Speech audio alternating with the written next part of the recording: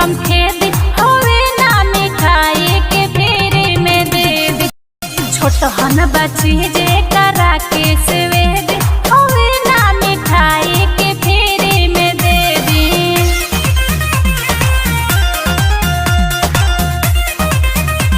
होवे ना मिठाई के फेरे में दे दी। होवे ना मिठाई के फेरे में दे दी।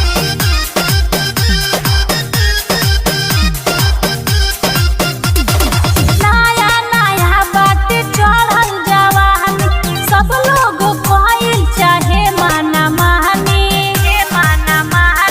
सुनिए दो जी, अरे नया नया बात चढ़ल जवानी, सब लोग कहल चाहे माना मानी।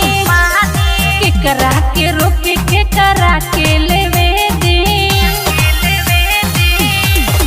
केकरा के रोक केकरा के लेवे दी। होवे ना मिठाई के फेरे में दे दी। छोटहन बची जे करा के से